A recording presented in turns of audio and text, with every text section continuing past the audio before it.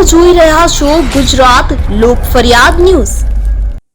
Supreme કોર્ટે ખૂબ જ અગત્યનો એક ચુકાદો આપ્યો છે કે ઇલેક્ટ્રોનિક જે બોન્ડ છે એ ઇલેક્ટ્રોનિક બોન્ડ ગેરસંવૈધાનિક છે, એટલે કે ગેરકાયદેસર છે।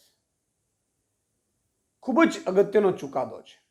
આ ચુકાદાને આમ આદમી પાર્ટી આવકારે છે અને દરેક નાગરિકને, મતદારને એ જાણવાનો અધિકાર છે કે કોણે કઈ પાર્ટીને કેટલું ફંડ આપ્યું। મિત્રો, ઇલેક્ટ્રોનિક ફંડ બોન્ડ એવું છે કે જેમાં એસબીઆઈ થ્રુ બોન્ડ જે આપવામાં આવે એમાં ખબર નથી પડતી કે કઈ પાર્ટીએ ને કોણે કેટલું ફંડ આપ્યું છે, અને એના કારણે એવું પણ બનતું હતું અથવા બનતું હોઈ શકે। અને એટલે જ નાગરિકનો અધિકાર છે કે જે કેન્દ્ર સરકાર અથવા તો રાજ્ય સરકાર જે નિર્ણય લે છે એ મતદારોના હિતમાં નિર્ણય લે છે કે પછી કોઈ ફંડ આપ્યું છે કંપની એના હિતમાં નિર્ણય લે છે। એટલે આ બહુ જ અગત્યનો ચુકાદો છે।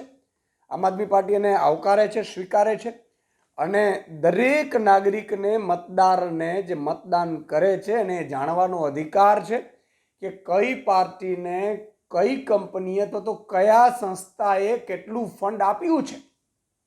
અને આ જે નિર્ણય છે એનાથી મને લાગે છે કે દરેક નાગરિકને અને દરેક મતદારને ખુશી પણ થશે અને એમનો જે હક છે જાણવાનો એ પણ એને મળશે।